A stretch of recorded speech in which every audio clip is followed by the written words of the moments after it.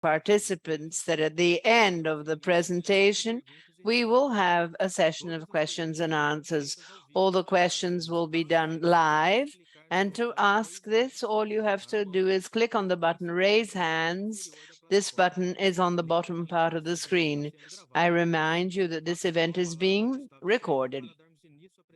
I'm now going to give the floor to Gustavo Estrella to start with the results. Thank you very much, Cirino. Good morning to everyone.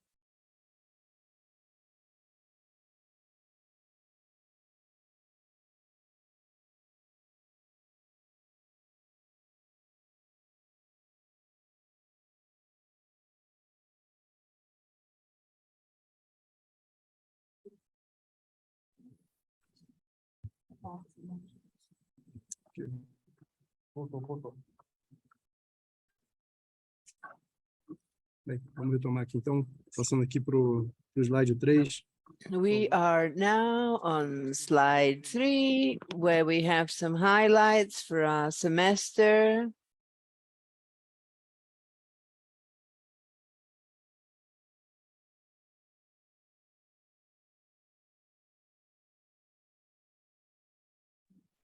Só um minutinho, pessoal. Estamos arrumando aqui uma questão de conexão aqui. They have an issue with the connection and we'll be back in a few minutes.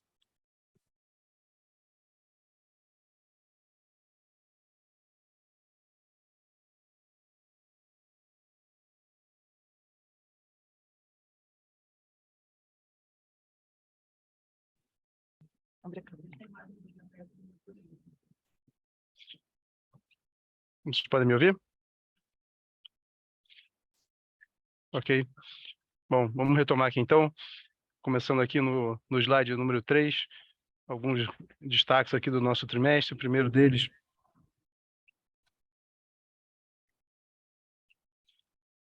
é um... Só um minuto aqui, gente. O primeiro deles é um crescimento do EBITDA.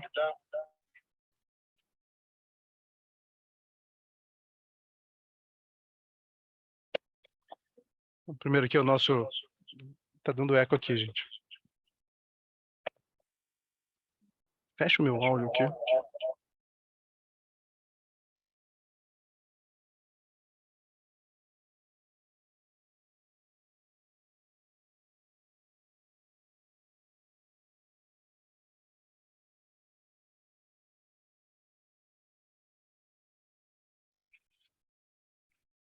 Bom, vamos seguir aqui. Peço desculpas aí pelos problemas técnicos que a gente teve.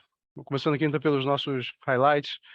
O EBITDA com um crescimento de 38,7%, atingindo 2.848 bilhões. O lucro com um crescimento de 12,1%, um lucro de 1.263 bilhões de reais. O CAPEX, mais uma vez, um CAPEX extremamente robusto, seguindo aqui a nossa meta desse ano de atingir praticamente 5 bilhões de reais de investimentos e 21 bilhões nos próximos 5 anos. Então, entregamos aqui 1.346 bilhões de reais, com uma alta de 32%. A nossa dívida líquida atingiu 22,8 bilhões, alavancagem praticamente estável, um pouquinho acima de 2 vezes, dívida EBITDA no nosso critério de covenants. Tivemos também um movimento importante na CPFL de transmissão, com o pré-pagamento das nossas dívidas em dólares, do BID e do AFD. Então, dívidas já repactuadas e trocadas por dívidas nos padrões de CPFL, dívidas em reais. Tivemos também na CPFL de transmissão reajuste de 10% e 14% na RAP, atingindo 939 milhões de reais no ciclo 2022-2023.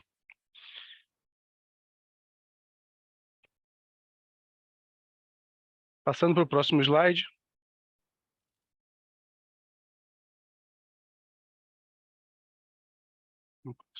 Não estou passando.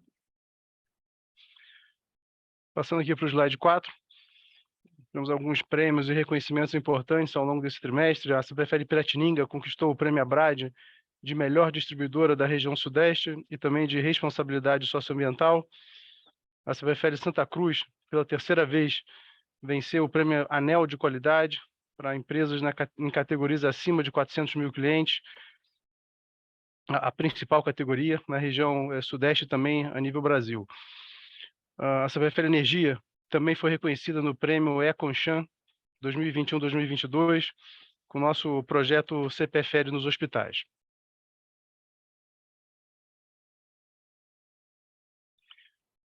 Passando aqui para o slide 5, falando um pouco das vendas de energia. A gente tem uma carga praticamente estável, com uma leve queda de 0,4% na comparação com 2021.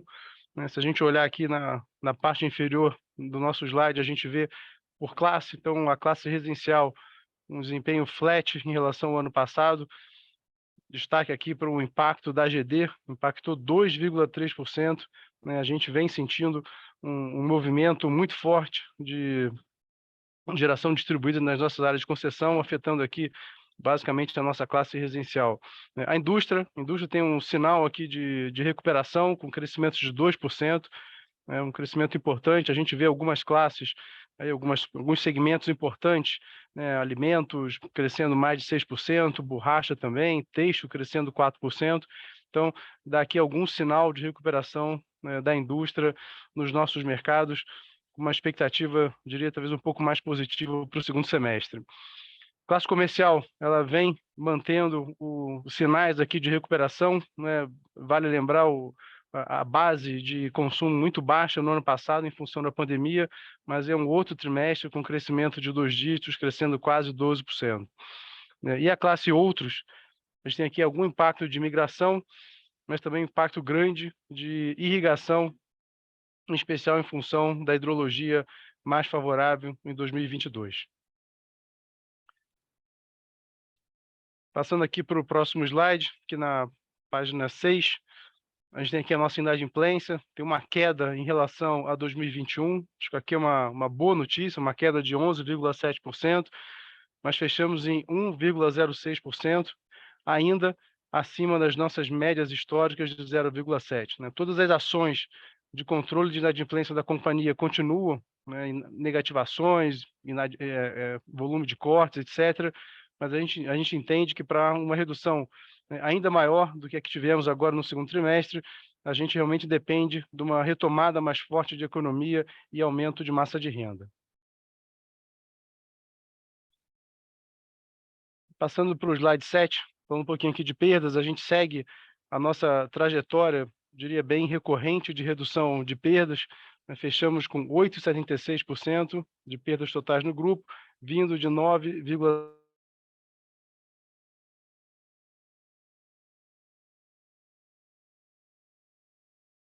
nossas distribuidoras.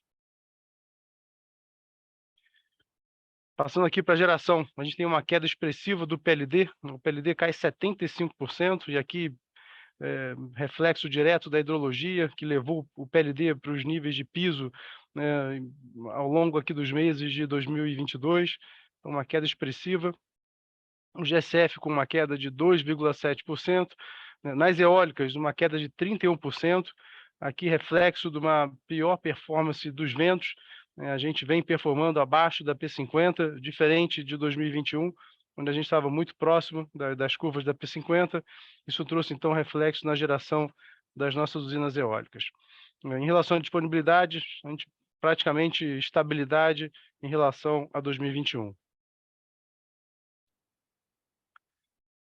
Passando aqui para os resultados, eu passo então a palavra para o Pan, para seguir aqui para falar dos resultados da companhia.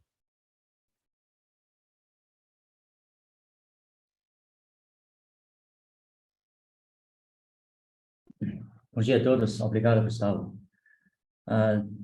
Nesse trimestre, atingimos EBITDA de 2,8 bilhões, alta de 38,7%.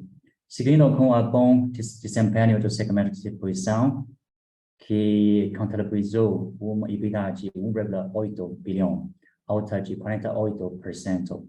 O maior ganho, mais uma vez, veio de mercado e tarifa, 441 milhões, principalmente por conta de IGPM elevado. Ativo financeiro de concessão teve alta de 217 milhões,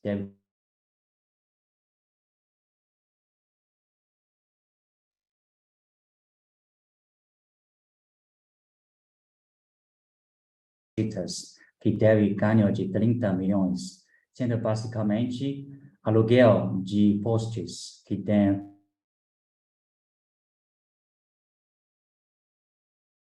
foi menor neste trimestre, 12 milhões, conforme já demonstrado pelo Gustavo no slide 7.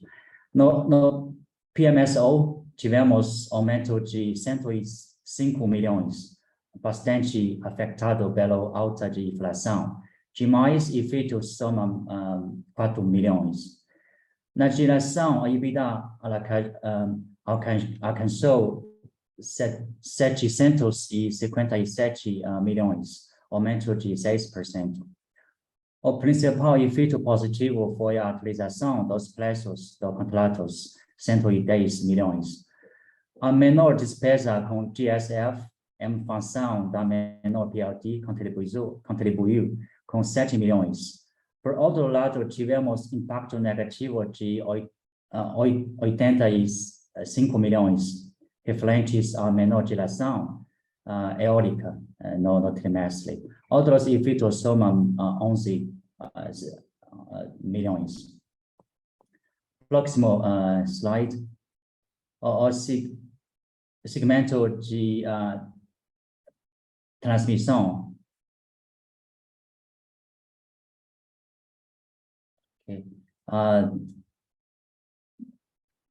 Também foi destaque do trimestre, com uma EBITDA de 202 milhões. Boa parte desse montante se deve à consolidação dos números do CPFL Transmissão, com 181 milhões, confirmando mais uma vez nossas expectativas em relação a essa aquisição. Os outros projetos de transmissão tiveram impacto positivo de 7 milhões. O segmento de trading, serviços e outros foi impactado principalmente por evento extraordinário do ano passado, reconhecimento do PIS/COFINS sobre ICMS na CPFL Brasil, no valor de 45 milhões. Além disso, a comercializadora teve variação de 4 milhões. E serviço, uma variação de 12 milhões. No slide seguinte, mostramos a performance do lucro líquido, que foi de 1.263 milhões no período, alta de 12,1% em relação ao mesmo trimestre do ano passado. No resultado financeiro, tivemos uma piora de 640 milhões, devido principalmente despesas com a dívida líquida, com aumento de 653 milhões, devido ao aumento de CDI, foi de 0,77 no ano passado, 2,86 este trimestre, além de maior saldo. Efeito extraordinário do PIS/COFINS sobre ICMS na CPFL Brasil, 40 milhões. Redução em multas, 17 milhões após a adoção do IPCA e não mais de IGPM. Nas contas em atraso, compensado por autorização monetária do ativo regulatório, 95 milhões, devido ao maior Selic. Outros efeitos somaram 25 milhões negativos. A depreciação aumentou 43 milhões e os impostos, redução de 25 milhões, devido principalmente aos créditos fiscais recorrentes de variação cambial existente na liquidação das dívidas CPFL Transmissão, 95 milhões. No slide seguinte, mostramos a performance do acumulado do primeiro trimestre. Atingimos uma EBITDA de 5,5 bilhões, alta de 36,6%. O resultado foi devido ao bom desempenho da distribuição, com aumento na EBITDA de 46,8%. favorecido principalmente pelos reajustes tarifários e a utilização do ativo financeiro da concessão. Na geração, os reajustes dos contratos foram parcialmente compensados pela menor geração dos parques eólicos. No gráfico à direita, mostramos a performance do lucro líquido, que foi de 2,4 bilhões no período, aumento de 16,2%. A alta do EBITDA foi parcialmente compensado pela piora de 950 milhões no resultado financeiro, impactado pelo maior custo do dívida, menores juros e multas. A depreciação aumentou 90 milhões e os impostos 94 milhões. O maior valor de impostos está relacionado na melhor desempenho operacional da companhia, principalmente compensado por créditos tributários da CPFL e transmissão. No slide seguinte, temos alavancagem no critério dos covenants financeiros. A dívida líquida atingiu 22,8 bilhões. O EBITDA dos últimos 12 meses totalizou 11,2 bilhões. Assim, a alavancagem medida pela dívida líquida sobre a EBITDA foi de 2,04 vezes. Tivemos emissões de debentures no trimestre, onde as principais somam 2,3 bilhões, com prazo médio de 6,65 anos, custo médio de aproximadamente CDI mais 1,09%. O pagamento da dívida da CPFL de transmissão no valor total de 615 milhões. No slide 14, temos a perfil da dívida bruta, nossa maior exposição é CDI, com 69%, seguida de 30% IPCA, 2% GGLP. No gráfico à direita, temos a custo da dívida, que aumentou devido principalmente à variação do CDI no período. Finalizando a caixa do final do este trimestre, de 4,1 bilhões, com uma índice de cobertura 0,76 vezes a amortização de curto prazo. O prazo médio de amortização é de 3,4 anos. Slide seguinte, o CAPEX da segunda trimestre foi de 1,3 bilhão, aumento de 32,1% em relação ao ano passado. Na avaliação do segmento, tivemos distribuição, total investido de 1,1 bilhão, destinado principalmente a obras de atendimento ao cliente, a expansão do setor, justamente com melhorias e modernização. No segmento de geração, foram investidos 43 milhões com manutenção dos projetos já em operação e na construção de Cherobim. Investimos também 154 milhões em reforços, melhorias e construção do nosso projeto CPFL de transmissão. Por fim, para o segmento de comercialização e serviços, foram destinados 12 milhões. Com isso, no primeiro semestre de 2022, o investimento total foi de 2,6 bilhões, que representa aumento de 49,2% em relação ao mesmo período do ano passado. Com a destaque para os investimentos realizados no segmento de distribuição e transmissão.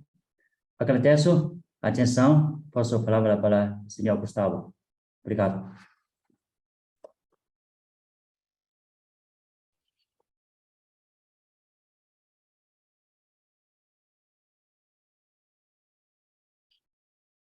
Ok, obrigado, Pam.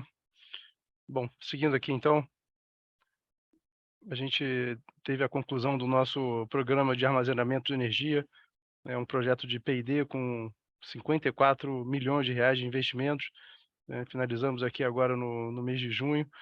Acho que uma boa experiência testando assim, em vida real um programa de armazenamento, olhando para a distribuição, olhando para a geração e transmissão e também para o nosso consumidor final. Então, a gente colocou na rede, numa geradora, colocamos na rede numa subestação nossa e também para um grupo de clientes, onde a gente pôde simular, inclusive, uma microgrid, isolando esse sistema, né, e suportando os clientes, de novo, em condições normais de uso, né, são residências de um condomínio aqui em Campinas, onde a gente conseguiu, de fato, avaliar o comportamento da rede, isolando esses clientes numa modalidade de microgrid e suportando o consumo de energia com as nossas baterias, né. Aqui, obviamente, testamos toda a parte operacional, ainda há um desafio em relação à viabilidade financeira, mas acho que foi uma excelente experiência nossa aqui para o nosso time, imaginando que em algum momento a gente vai ter, de fato, baterias a custo competitivo para que a gente possa, de fato, ter uma aplicação real para elas. Bom, e com isso, senhores, a gente finaliza aqui a nossa apresentação. A gente fica aqui à disposição para a sessão de perguntas e respostas. Obrigado. Hein? Obrigado, Gustavo. Obrigado, Pan, pela apresentação. Abriremos então, pessoal, agora a sessão de perguntas e respostas, né, seguindo a ordem que elas forem aqui solicitadas. Só reforçando, né, as perguntas serão realizadas ao vivo, né, e para solicitá-las, vocês deverão utilizar o botão Raise Hands, levantar a mão, que se encontra aí na parte inferior da plataforma. A gente já tem aqui uma primeira pergunta. Pergunta da Júlia. Tudo bom, Júlia? Bom dia. Pode fazer sua pergunta aí. Bom dia, pessoal. Obrigada pelo call. Dúvida que a gente tem aqui do nosso lado é em relação a CAPEX de reforço. Na C3E é visível que a quantidade de ativo depreciado é mais ou menos o dobro dos ativos depreciados de uma distribuidora. E a gente quer entender se vocês acham que essa dinâmica é justa para uma transmissora, né? Então, se uma transmissora deveria realmente ter uma base mais depreciada mesmo, ou se ela deveria convergir para uma base de depreciação parecida com a de uma distribuidora, né? Então, permitindo aí que você faça um CAPEX adicional na transmissora, e nossa ideia aqui é olhar para a C3E.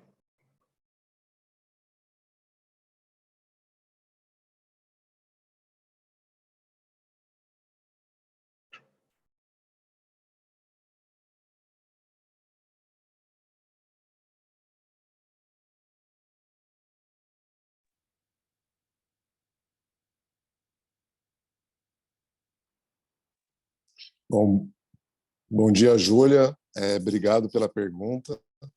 Realmente, a base de depreciados de uma transmissora ela é bem diferente de uma distribuidora, mas são segmentos diferentes também e a dinâmica é diferente, né? Então, a transmissora ela tem receitas autorizadas por períodos de anos, né? Diferente da distribuidora, que você tem uma dinâmica de base de remuneração e gestão da própria distribuidora para execução daquele parque de investimentos. A transmissora ela recebe autorizações para poder gerir o parque de ativos dela. Então, de fato, tem uma dinâmica bastante diferente da distribuidora.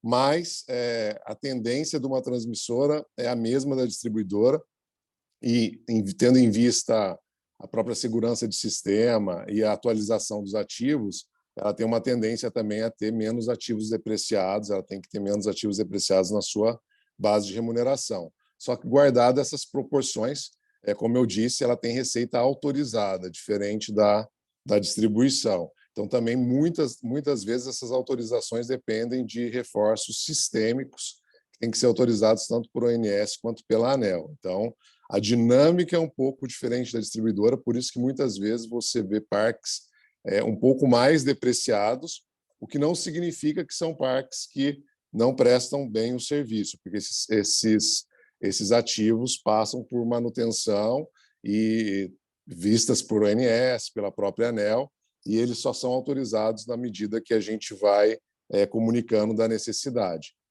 A CE tinha um parque mais depreciado e a gente está, sim, fazendo planejamentos para fazer um ataque mais maciço nesses ativos depreciados aqui na CPFL Transmissão.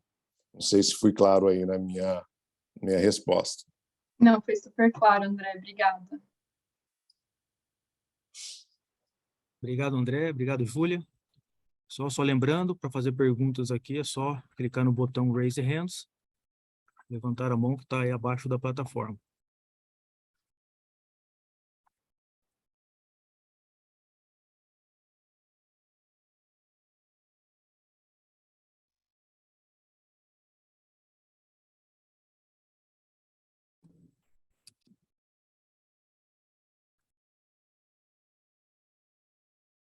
Bom, pessoal, eu vou encerrar por aqui, então, a sessão de Q&A. Ninguém mais quer fazer pergunta aí. Depois, se vocês tiverem alguma dúvida ou questionamento, a equipe de RI está à disposição aqui para poder trazer aí todos os esclarecimentos. Então, só antes de passar a palavra, pessoal, para o Gustavo Estrela, gostaria de lembrar a vocês, né, que nós faremos aí agora em outubro, dia 20 de outubro, nosso Investor Day, né, será na cidade de São Paulo, em modelo híbrido, né? A gente já enviou o Save the Date essa semana e, obviamente, nas próximas semanas aqui a gente vai atualizando e trazendo as novidades aí. Eu passo a palavra, então, ao Gustavo Estrela para as considerações finais e encerramento.